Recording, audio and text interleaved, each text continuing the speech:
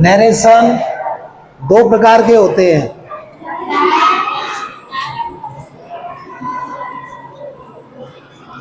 Direct narration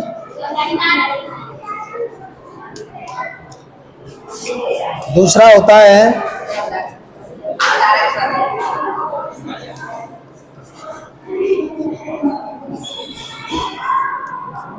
indirect narration. दोनों के बारे में बताता हूं आपको। डायरेक्ट नरेशन क्या होता है? जब वक्ता यानी स्पीकर, जैसे मैं बोल रहा हूं तो मैं स्पीकर हूं, है ना? तो स्पीकर को हिंदी में कहते हैं वक्ता। आप बोलोगे तो आप स्पीकर कहलाओगे।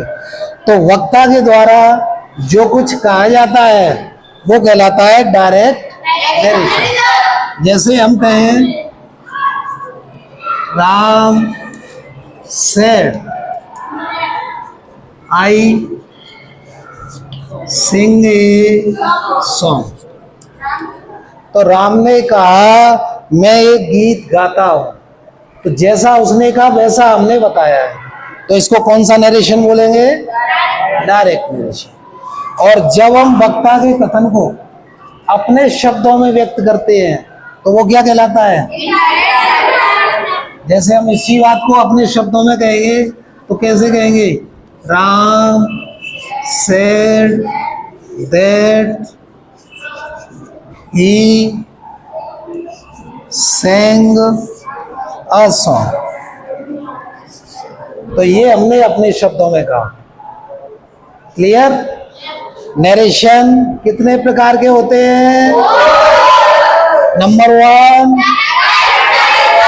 नंबर 2, डायरेक्ट नरेशन में वक्ता के कथन को उसी के शब्दों में बताया जाता है।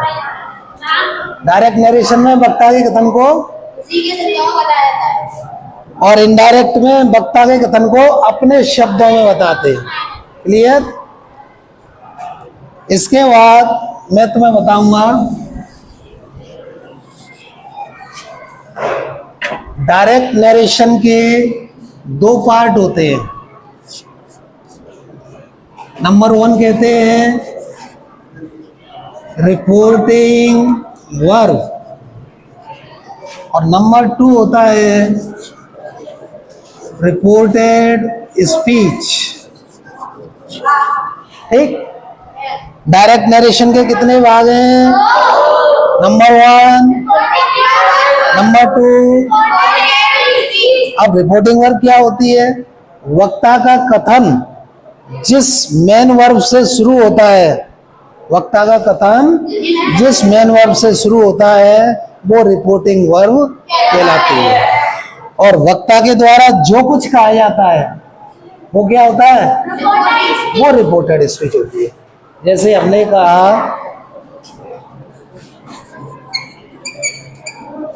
Ravi said I teach science. Ravi ने कहा कि मैं विज्ञान पढ़ाता हूं। तो वक्ता क्या है यहाँ पर? रवि है कि नहीं? स्पीकर। तो रवि का कथन जिस वर्ब से शुरू हो रहा है वो क्या कहलाएगी? वो क्या कहलाएगी? इसको हम कहेंगे RV। और वक्ता के द्वारा जो कुछ भी कहा जा रहा है वो क्या है? वो है रिपोर्टेड। यहाँ तक सबको क्लियर हो गया? नरेशन कितने प्रकार के होते हैं? कौन कौन से? डायरेक्ट क्या होता है? जब वक्ता के कथन को उसी के शब्दों में बताते हैं तो वो डायरेक्ट। और जब वक्ता के कथन को अपने शब्दों में बताते हैं। डायरेक्ट नरेशन के कितने भाग होते हैं? Number 1, number 2। यहाँ तक समझ में आया? पक्का पक्का? सच्ची मुच्ची? आगे देखेंगे।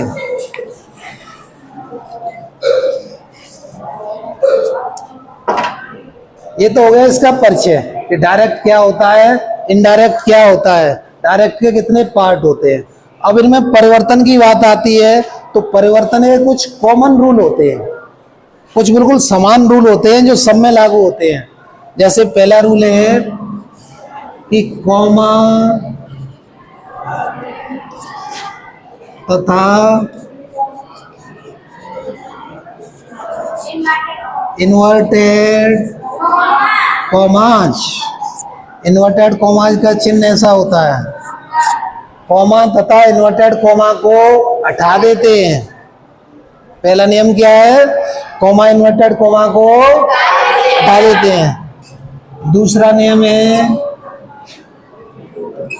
रिपोर्टिंग वर्ब की सेड या सेड टू को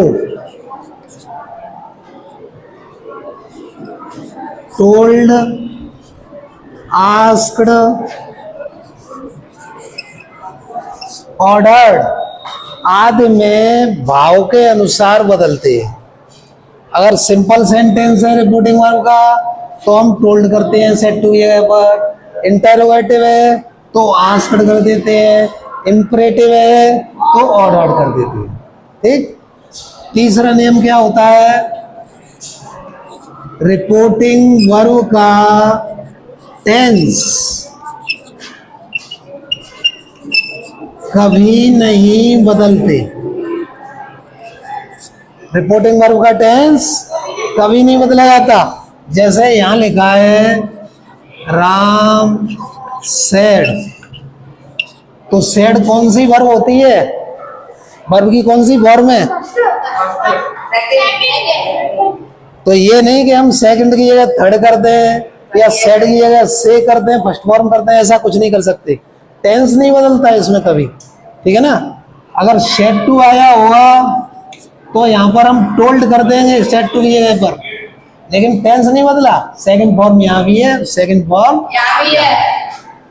अगर यहाँ पर आता कि राम सेज, तो ये प्रेजेंट का हो गया, फर्स्ट फॉर्म आई है, तो इसमें कोई चेंज नहीं होगा, ठीक है ना।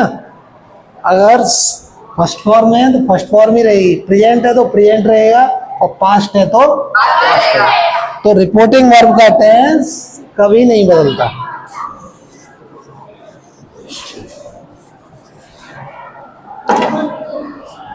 नंबर 4 रूल होता है इसका कंजक्शन।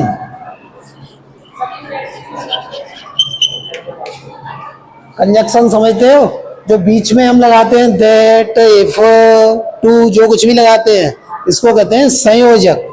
यानी दो नाउन या प्रोनाउन को जोड़ने वाले शब्द को या दो वाक्यों को जोड़ने वाले शब्द को हम क्या कहते हैं, कंजक्शन। तो कंजक्शन टेंस के भाव के अनुसार या तो दैट यूज करते हैं हम, या इफ करते हैं, या वेदर करते हैं। ठीक। तो ये कॉमन रूल्स हैं जो आप बदलते समय इनका प्रयोग करते हैं।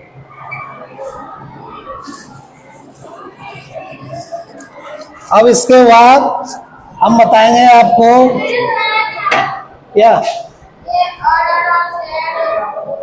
ये अभी कॉमन है, अभी जब इसका रूल आएगा तो इसकी डिटेल में जाएंगे। अभी हमको बस ये देखना है कि पहला परिवर्तन क्या था कि कॉमा इन्वर्टेड कॉमा को हटा देते हैं। दूसरा क्या था, रिपोर्टिंग वर्ब का टेंस कभी नहीं बदलते हैं। तीसरा क्या था, कंजक्शन दैट, इफ या वेदर का प्रयोग भाव के अनुसार किया जाता है। ठीक। अच्छा, अब आती है बात कि हम कितने प्रकार के वाक्यों का डायरेक्ट से इनडायरेक्ट बनाने का सीखते हैं। तो इसमें हमें पता होना चाहिए कि हम 5 प्रकार के वाक्यों को डायरेक्ट से इनडायरेक्ट बनाने का नियम सीखते हैं, जिसमें से पहला सेंटेंस कौन सा होता है, असर्टिव। दूसरा कौन सा होता है, इंटेरोगेटिव। तीसरा कौन सा होता है, इंपरेटिव। चौथा ऑप्टेटिव। पांचवा एक्सक्लेमेटरी। ठीक। अगर कोई पूछता है कि हम कितने प्रकार के वाक्यों को डायरेक्ट से इनडायरेक्ट बनाना सीखते हैं, तो 5 प्रकार के वाक्यों को हम डायरेक्ट से इनडायरेक्ट बनाना सीखते हैं। इसमें से पहला कौन सा है? दूसरा, तीसरा, चौथा, पांचवा। Very good. यहां तक मैंने जो समझाया आपको समझ में आया? पक्का? नरेशन कितने प्रकार के होते हैं? Number 1, number 2। डायरेक्ट नरेशन के कितने भाग होते हैं? Number 1, number 2। Very good. Sentence कितने प्रकार के हम सीखते हैं इसमें? Number 1, number 2, number 3, number 4, number 5। Very good.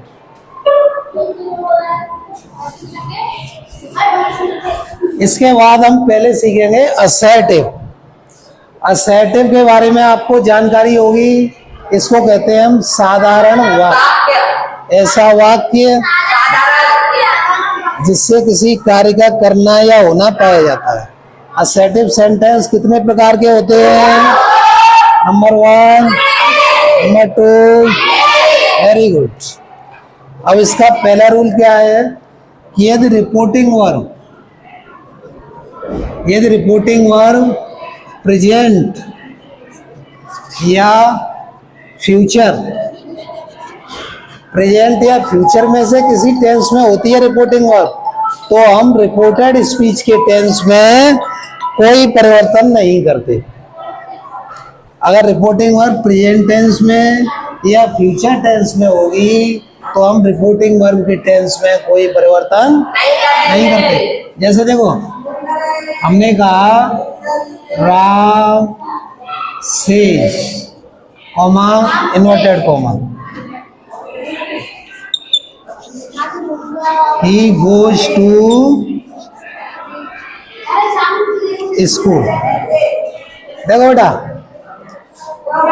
इस पूरे वाक्य को हम क्या बोलते हैं? इस पूरे वाक्य को हम क्या बोलते हैं?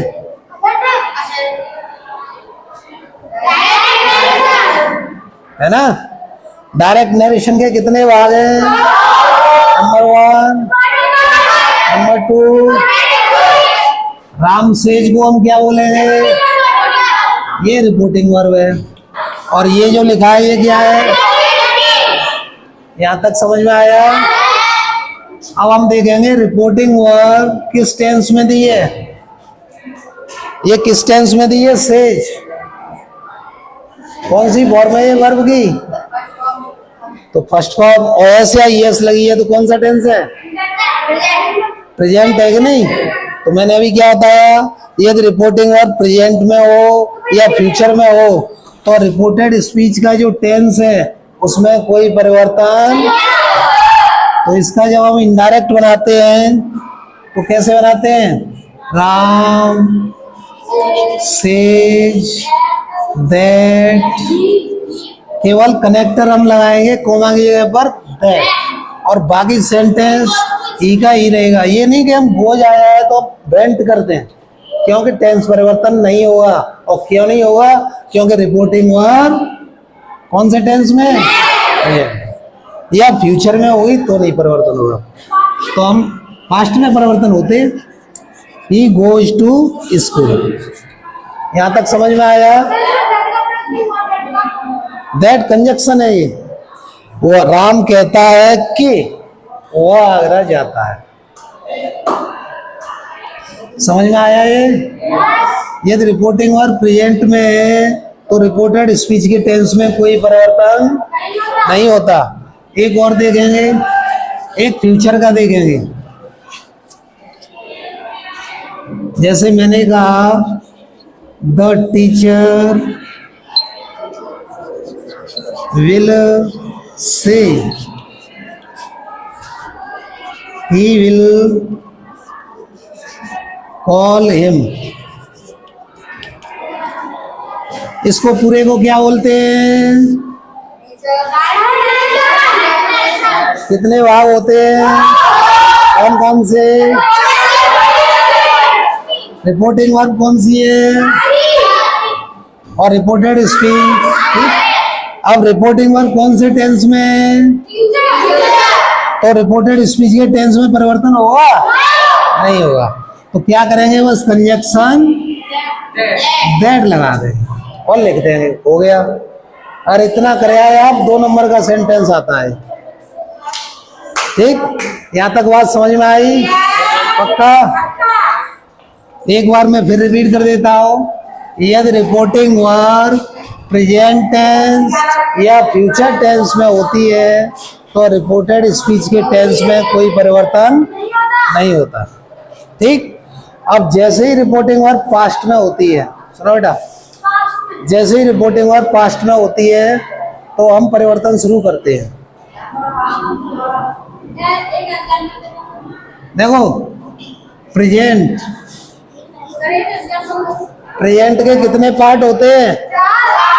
पहला, दूसरा, तीसरा, चौथा, ठीक है ना।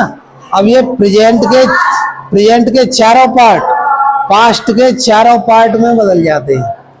किसमें बदल जाते हैं? पास्ट के चारों पार्ट में। प्रेजेंट इंडेफिनिट को हम पास्ट इंडेफिनिट में बदलेंगे, प्रेजेंट कंटिन्यूअस को प्रेजेंट परफेक्ट को, प्रेजेंट परफेक्ट कंटिन्यूअस को। इसको मैं शॉर्ट में चेंज, सुनो बेटा, इस चेंज को मैं शॉर्ट में बताऊं तुम्हें। जैसे यदि रिपोर्टेड स्पीच में वर्ब की फर्स्ट फॉर्म आई हो या फर्स्ट फॉर्म के साथ एस या ईएस लगा हो, तो जब इनडायरेक्ट बनाएंगे तो इन सब की जगह पे क्या हो जाएगा? क्योंकि प्रेजेंट इंडेफिनिट को किसमें बदलते हैं? समझे?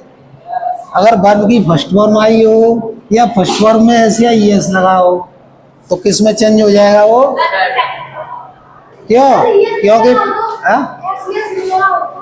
तो फर्स्ट फॉर्म तो होगी, फर्स्ट फॉर्म प्रेजेंट इंडेफिनिट में ही आती है, तब भी हम सेकंड फॉर्म यूज करेंगे। वो तो प्रेजेंट में रिपोर्टिंग वर्ब आई हो तब, पास्ट में रिपोर्टिंग वर्ब हो तब ये परिवर्तन शुरू होते हैं। जैसे ही वहां सेज या विल से की जगह पे सेड होगी तो ये परिवर्तन शुरू हो जाते हैं। प्रेजेंट इंडेफिनिट को कौन से टेंस में? पास्ट इंडेफिनिट में। प्रेजेंट इंडेफिनिट को देखो, एक एग्जांपल देके बताता हूं मैं।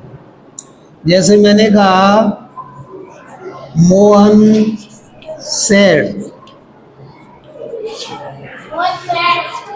He sings a song. ठीक, इसको पूरे को क्या कहते हैं? कितने भाग होते हैं? पहला, दूसरा। अब रिपोर्टिंग वर्ब सेड वर्ब की कौन सी फॉर्म है? तो कौन सा टेंस है? पास्ट। समझ गए? अगर यहाँ विल से या विल से होती तो इधर कोई परिवर्तन नहीं होता, लेकिन जैसे ही पास्ट में होती है कोई परिवर्तन शुरू हो जाते हैं। और मैंने पहला क्या बताया? प्रेजेंट इंडेफिनिट को पास्ट इंडेफिनिट में। तो हम इसको बनाएंगे मोहन सेड दैट ही। अब पास्ट इंडेफिनिट में सिंग्स की जगह पे क्या हो जाएगा? सेंग। सेंग ए इस तरह से हम बनाएंगे इसे। समझ में आया? पक्का? एक और एग्जांपल दे देंगे इसी का।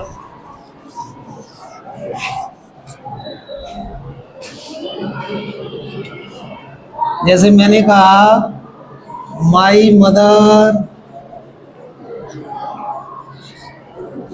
Said to me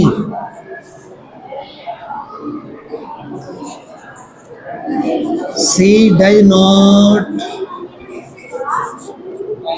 tell a lie. पूरे वाक्य को क्या बोलते हैं? कितने भाग होते हैं? पहला, दूसरा, अब रिपोर्टिंग वर्ब किस टेंस में? पास्ट में। और पास्ट में होते ही फिर हम इधर का टेंस देखेंगे। कौन सा टेंस है ये? Present indefinite. किस में बदलेगा? और देखो सेड आता है तो सेड रहता है, और जैसे ही सेड टू होता है तो टोल्ड हो जाता है। तो यहाँ क्या करेंगे? My mother told me. Comma की जगह पर क्या आएगा? सी। डज नॉट का क्या होगा?